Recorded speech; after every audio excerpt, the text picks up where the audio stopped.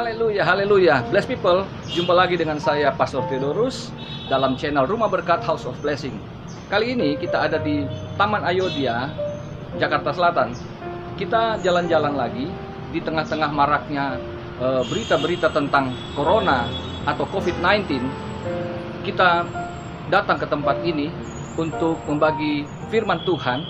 Kami datang untuk memberikan kekuatan kepada saudara agar dalam masa-masa sulit seperti ini kita tetap mendapatkan kekuatan dari Tuhan. Selain kita juga mendapatkan masukan-masukan, himbauan-himbauan dari pemerintah, dan kita semua akhirnya dapat bersatu hati, baik di dalam doa, baik di dalam gerakan bersama yang disampaikan oleh pemerintah.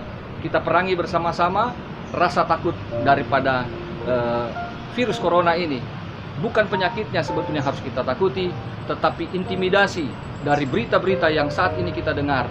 Untuk itu, saya mau sampaikan firman Tuhan supaya kita dapat percaya bahwa Tuhan itulah yang berdaulat atas segala penyakit.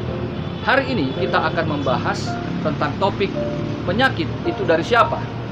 Untuk itu, kita akan membahasnya satu persatu lewat kebenaran firman Tuhan, lewat pembacaan ayat suci Alkitab. Haleluya, puji Tuhan. Bless people, kita akan membaca firman Tuhan yang menjadi dasar kekuatan kita untuk menghadapi fenomena virus COVID-19 atau Corona ini. Kita membaca dari kitab Ayub pasalnya yang kedua ayat 1 sampai 7. Mari kita baca bersama. Firman Tuhan berkata, pada suatu hari datanglah anak-anak Allah menghadap Tuhan, dan di antara mereka datang juga iblis untuk menghadap Tuhan. Maka bertanyalah Tuhan kepada iblis, dari mana engkau? Lalu jawab iblis kepada Tuhan, dari perjalanan mengelilingi dan menjelajah bumi. Firman Tuhan kepada iblis, apakah engkau memperhatikan hambaku Ayub? Sebab tiada seorang pun di bumi seperti dia, yang demikian saleh dan jujur, yang takut akan Allah dan menjauhi kejahatan. Ia tetap tekun dalam kesalehannya, meskipun engkau telah membujuk aku melawan dia untuk mencelakakannya tanpa alasan. Lalu jawab iblis kepada Tuhan, kulit ganti kulit, orang akan memberikan segala yang dipunyainya ganti nyawanya. Tetapi ulurkanlah tanganmu dan jamalah tulang dan dagingnya, dia pasti mengutuki engkau di hadapanmu. Maka firman Tuhan kepada iblis, nah, ia dalam kuasamu, hanya sayangkan nyawanya.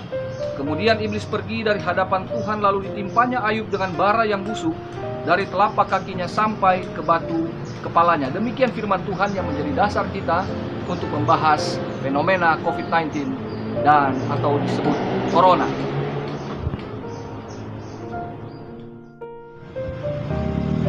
Dari ayat-ayat yang kita baca tadi, kita menemukan bahwa siapa yang menyebabkan adanya penyakit ini. Dalam pembacaan tadi dijelaskan bahwa Ayub orang yang saleh, jujur, hidup benar di hadapan Tuhan.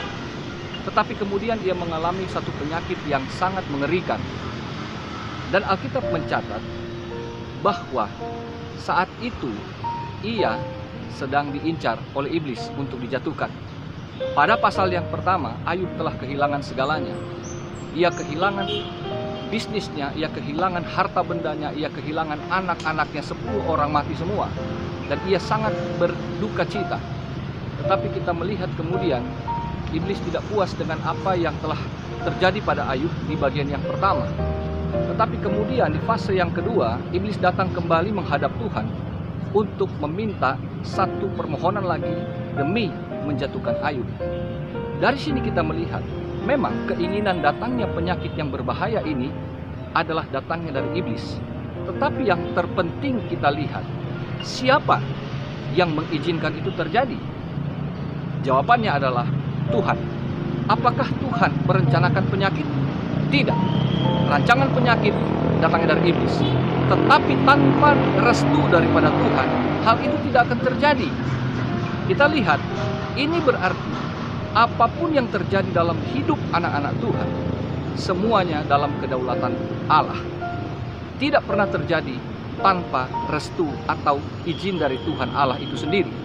Meskipun rancangan itu kelihatannya buruk, tetapi tentu dalam kemahakuasaan, kemahatahuannya, ia tahu apa yang harus ia lakukan, ia tahu apa yang akan terjadi. Itu sebabnya ia mengizinkan. Ini berarti bahwa sehebat apapun rancangan iblis, kalau tidak diizinkan Tuhan, maka tidak akan pernah terjadi. Yang terpenting di sini adalah perhatikan bahwa Ayub adalah pusat perhatian daripada Tuhan. Ia bertanya, apakah engkau memperhatikan hambaku Ayub?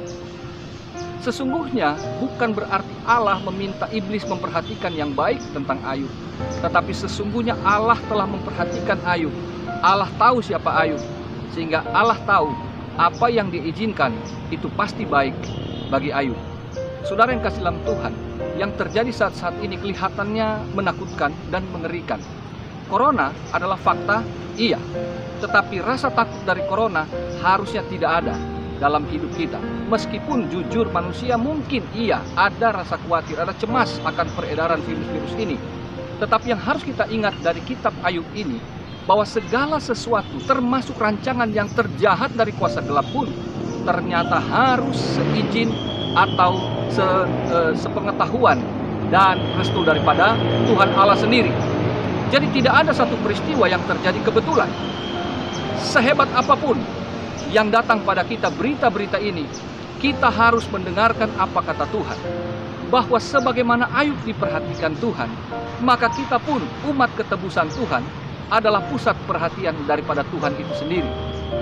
Ayub mengalami sakit yang luar biasa, ia tertimpa penyakit barah yang busuk dikatakan di sana.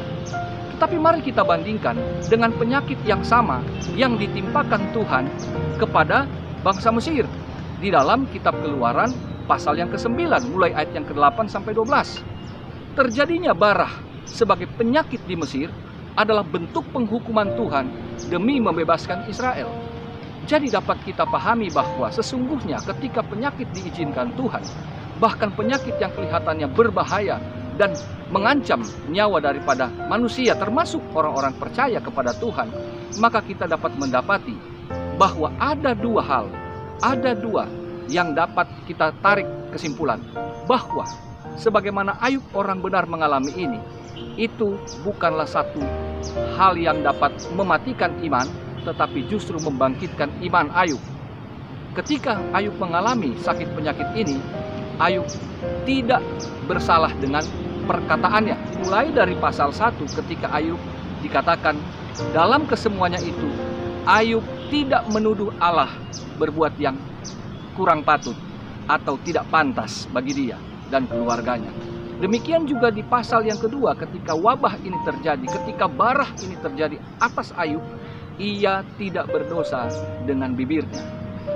Artinya Bapak Ibu Saudara yang kekasih dalam Tuhan, bahwa seberat apapun, sakit apapun yang kelihatannya mengancam nyawa, Ayub dapat mengatakan, bagaimana mungkin aku hanya menerima yang baik dari Allah, tetapi tidak mau menerima yang buruk dari Dia. Meskipun kelihatannya kurang rohani, tetapi sesungguhnya satu hal yang pasti, Ayub tahu bahwa semua terjadi karena kekuasaan, kedaulatan dari Allah yang ia sembah. Ayub orang benar, Mesir adalah bangsa yang jauh dari Tuhan. Jadi disimpulkan bahwa penyakit yang datang yang berbahaya seperti ini hanya terjadi pada dua kemungkinan.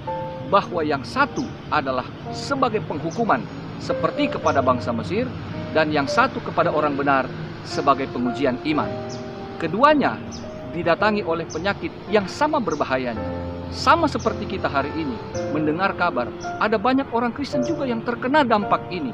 Ada orang Kristen yang terkena COVID-19 atau Corona ini. Tetapi kita tahu bahwa semuanya harus mendatangi ini karena ada rencana Tuhan yang mulia di balik semuanya ini. Bagi orang fasik, hal ini adalah penghukuman. Tetapi bagi kita yang percaya kepada Tuhan Yesus, nyawa kita terjamin, terjaga pada kehidupan yang kekal.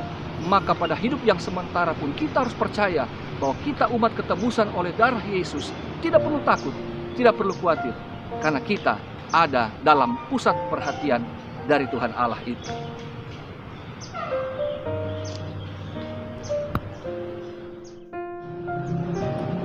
Jadi penyakit ini, Corona, COVID-19 memang ada, tetapi Tuhan juga ada. Firman-Nya ada bagi kita semua. Kita doakan bangsa ini, kita doakan juga bangsa-bangsa lain yang kena dampak virus ini, agar kiranya tangan Tuhan turun atas bangsa-bangsa dan terlebih bangsa kita Indonesia. Kita dukung program pemerintah. Mari kita sama-sama satukan hati. Kita bersama-sama menjalin hubungan yang baik dengan sesama tanpa kita mencurigai ataupun kita menghakimi ketika kita mendengar bahwa ada orang sekeliling kita terkena dampak virus corona ini. Tetapi mari kita doakan, kita bangkitkan semangat mereka, dan kita teguhkan hati mereka agar mereka jangan takut. Ada Tuhan yang senantiasa berjaga-jaga dan senantiasa melindungi, karena kita adalah umat ketebusannya. Sampai jumpa kembali di video yang akan datang dalam tayangan yang lain lagi. Tetapi doa saya dan tim saya untuk Anda semua yang menghadapi masalah ini, kiranya tangan Tuhan turun menolong, memulihkan, dan menyembuhkan di dalam nama Tuhan Yesus Kristus. Haleluya, bless people.